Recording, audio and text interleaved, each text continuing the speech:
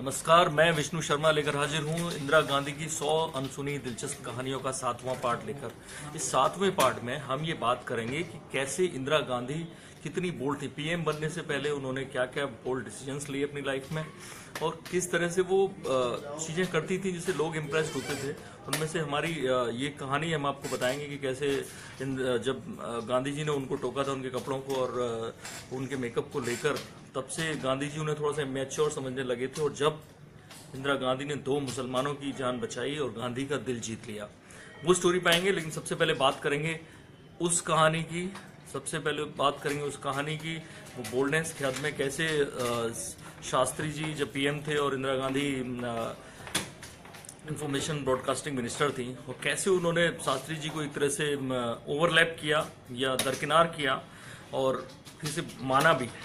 और वो कहानी जुड़ी है बेसिकली उस वक्त की है जब मद्रास में, साउथ में हिंदी विरोध शुरू हो गया। हिंदी को लागू करना था राजभाषा के तौर पे, और उसको लेकर वहाँ पे तमाम आंदोलन शुरू हो गए। लोगों ने सुसाइड करना शुरू किया। अगर शास्त्री जी ने कोई ऐसा स्टेप नहीं उठाया, जैसे वहाँ जाते लोगों की प्रॉब्लम सुनते, उन्हें ऐसा लगा। इंदिरा गांधी ने ना शास्त्री जी से कंसल्ट किया, उन्होंने पहली फ्लाइट पकड़ी और निकल गई और मद्रास पहुंची। एक मिनिस्टर आज की तारीख में हिम्मत नहीं है कि बिना प्रधानमंत्री को, पीएमओ को कंसल्ट किए खुद जाए और खुद ही सारी समस्या का सॉल्यूशन ढूंढे। लेकिन इंदिरा गांधी ने ऐसा किया। वो गई, वहां लोगों को भरोसा तक दे आई सरकार की तरफ से कि आपके ऊपर हिंदी नहीं थोपी जाएगी, आपसे बात की जाएगी। और एक तरह से उन्होंने फैसला ले लिया। मजे की बात यह कि शास्त्री जी ने भी इसका इतना विरोध नहीं किया। ये बात इंदिरा गांधी ने अपनी जब जीवनी लिख रही थी उनकी पुल चेकर, तो उनको बताया। मैं वो पढ़ाना चाहूंगा। वो लाइन इंदिरा गांधी ने बोला था कि I have jumped over the PM's head. ये वो लाइन है, देखिए। उन्होंने बोला बाकायदा इंदिरा गांधी ने यहाँ कि she did not look upon herself a mere minister of information and broadcasting but as one of the leaders of the country. वो अपने पूरे देश का नेता समझती थी उसी वक्त। Do you think this government can survive if I resign today? ये इंदिरा गांधी ने बोला। I am telling you it won't. Yes, I have jumped over the Prime Minister's head and I would do it again wherever the need arises. Simple सी बात थी कि इंदिरा गांधी जो थी वो प्राइम मिनिस्टर नहीं थी, उससे पहले ही वो सुपर प्राइम मिनिस्टर थी।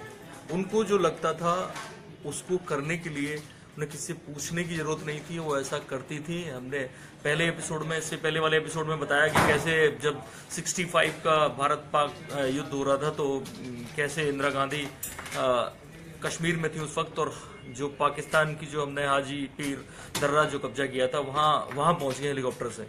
और वो कोई प्लानिंग में नहीं था कि सरकार ने कोई प्लानिंग की, कोई मिनिस्टर वहां जाएगा। इंदिरा गांधी खुद गई, फोटो भी हमने आपको दिखाया था। ये दूसरा मुद्दा है। ये हालांकि इससे सरकार का कोई नुकसान नहीं था। इंदिरा गांधी ने एक तरह से सरकार का काम आसान किया। ऐसा ही एक बार उन्होंने नेहरू का काम आसान किया। यहाँ बोल्डनेस, दूसरी बोल्डनेस। सोवियत संघ से आज जितने अच्छे रिश्ते हैं, बोले जाते हैं नेहरू इरा, और आज तक सोवियत संघ, रूस हमारा इतना अच्छा दोस्त है कि हर मुसीबत में काम आता है। वो आपका ट्रस्टेड सालों से फ्रेंड है। एक दौर था कि जब सोवियत संघ से ऐसे रिश्ते नहीं थे।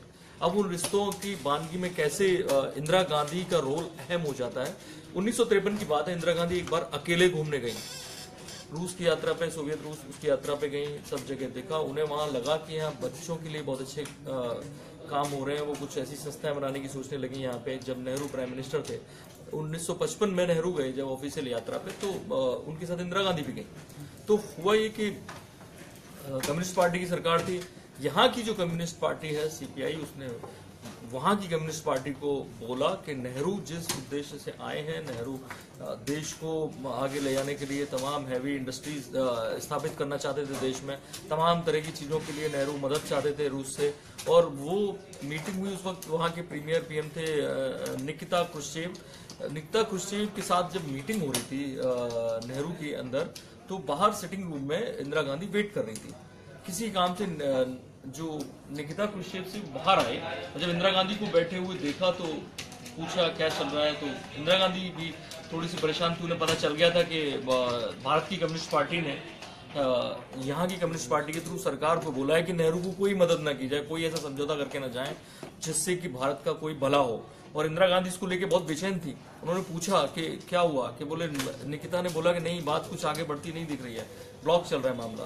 तो इंदिरा गांधी ने वहीं उसी सिटिंग रूम में मीटिंग के बाहर ये बोला कि मुझे पता है आप किस लिए ऐसा कर रहे हैं। ये बोल्ड कदम था कि बिना किसी कंफर्मेशन के सीधे सीधे आरोप लगाया रूस के प्रीमियर पे कि आप, मुझे पता है वजह क्या है, क्योंकि भारत की पार्टी ने, सीपीआई ने ऐसा आपको करने को बोला है। और ये बात इंदिरा गांधी ने साफ तौर पे रखी और ये कहा कि सीपीआई भारत की आवाज नहीं है, भारत की आवाज है मेरे पिताजी पंडित नेहरू, वो भारत की आवाज है, वो भारत के पीएम है। तब इंदिरा को इस तरह से जोश में, आक्रोश में देखकर निकिता ने उनको भरोसा दिलाया कि सब ठीक होगा। निकिता अंदर गए और अंदर जाके थोड़ी देर बाद खबर मिलती है कि कैसे नेहरू और सोवियत रूस का, वो सोवियत संघ का एक समझौता हो गया है और आगे सारी चीजें ठीक। उसी मीटिंग में, मीटिंग के बाद जो बाकी कार्यक्रम हुए, मैं वो तस्वीरें दिखाना चाहूंगा। फिर वहां की मेट्रो में जो उस वक्त होती थी, नेहरू और इंदिरा गांधी घूमने गए और पूरा इंदिरा गांधी जहां 53 में घूम के आई थी, नेहरू को घुमाया। उसी यात्रा के फोटो हैं ये। और दूसरा फोटो में ये दिखा रहा हूँ कि ये जो कोट है, मिंक कोट, ये उस मीटिंग के बाद जो निकिता खुर्शीद थे वो इंदिरा गांधी से बहुत प्रभावित हुए। उन्होंने ये गिफ्ट के तौर पे ये कोट दिया था। उसके बाद कई सालों तक इंदिरा गांधी से बड़े बड़े मौकों पे पहनती रही। तो ये जो बात थी, ऐसे ही हम बात बताना चाह रहे हैं कि कैसे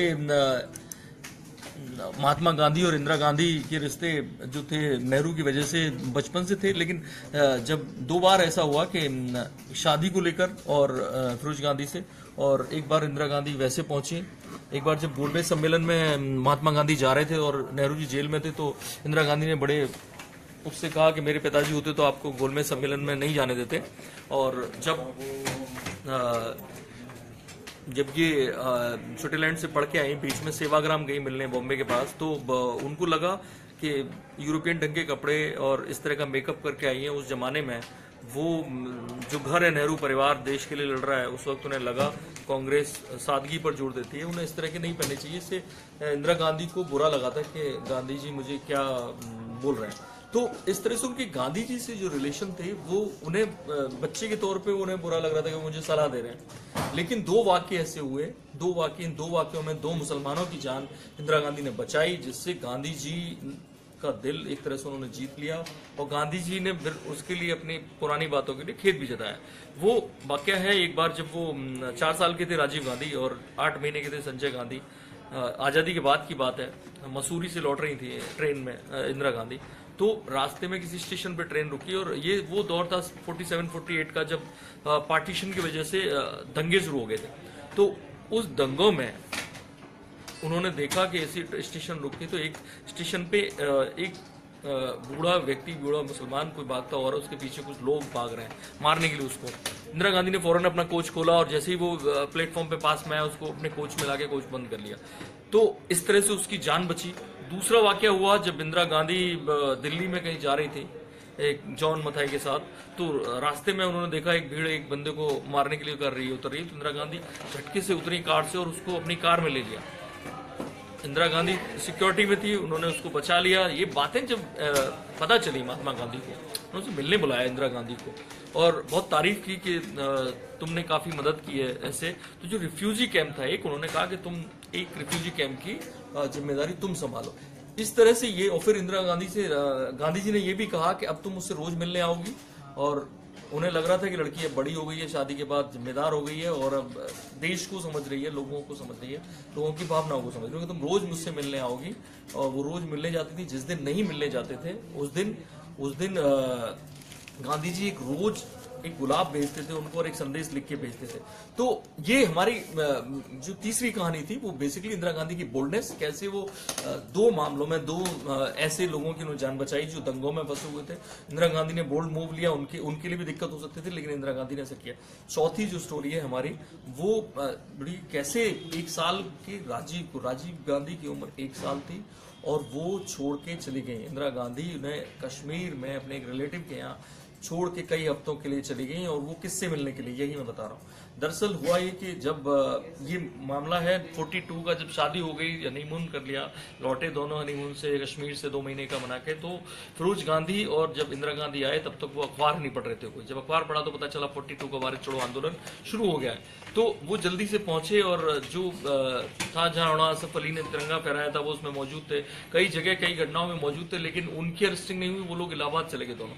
इलाहाबाद में इंदिरा गांधी फिरोज गांधी अलग अलग जगहों पर प्रोटेस्ट कर रहे थे और एक जगह इंदिरा गांधी को जब पुलिस ने गिरफ्तार किया, फिरोज गांधी ने भी दखल दिया, दोनों गिरफ्तार हुए, दोनों को अलग अलग सेल में नैनी जेल में बंद कर दिया गया। नैनी जेल में उनके साथ इंदिरा गांधी के साथ विजयलक्ष्मी पंडित भी थी, उनकी बुआ, उनकी बेटी भी थी। और वहां इंदिरा गांधी का जो जीवन में जो बोल्डनेस बेसिकली यहाँ से शुरू होती है, उन्हें सादगी से रहना, जेल में कैसे रहना है, वहाँ सारी चीजें नहीं मिल रही हैं। 8 महीने वो जेल में रही और 7 महीने तक, पहली जेल थी इंदिरा गांधी की शादी के तुरंत बाद, 8 महीने तक जेल में रही। 7 महीने तक उन्हें लेटर लिखने की इजाजत नहीं थी नेहरू को। वो 8वें महीने में जाके मिली, 8 महीने बाद वो जेल से बाहर आई। लेकिन नेहरू को वो शायद सबसे बड़ी जेल थी, अहमदगढ़ के फोर्ट में रखा गया था करीब। मैं वो इसलिए वो फोटो दिखा रहा हूँ।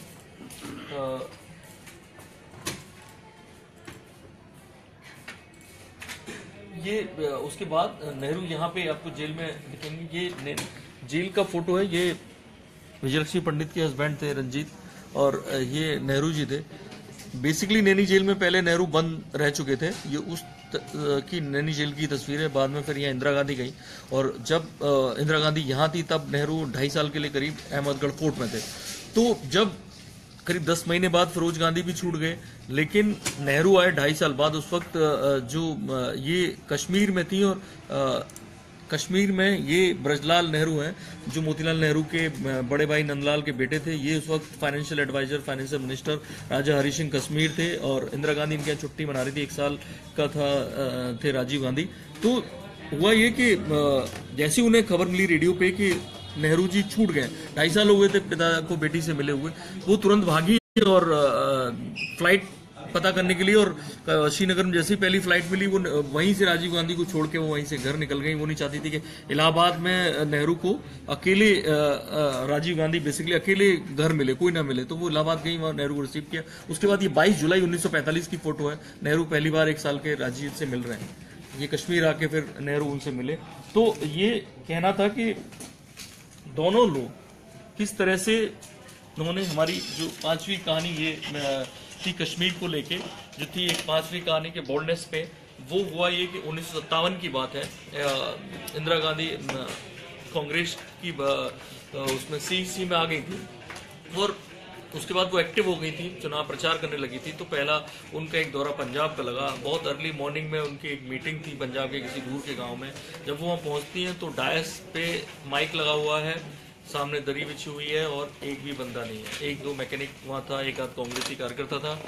इंदिरा और गाँव वाले घर से निकलने को तैयार नहीं थे। इंदिरा गांधी ने यहाँ ये बोल्ड मूव था कि जो 3-4 लोग थे उनको भाषण देना शुरू किया। इंदिरा गांधी ने भाषण देती रही, वो लगातार 1 घंटे तक धीरे धीरे पूरा गांव, आसपास के लोग आते गए। यहाँ से एक तरह से इंदिरा गांधी की ट्रेनिंग इन बोल्ड फैसलों से होते होते एक दिन वो अलग बात है कि वो इमरजेंसी पे पहुंच गई।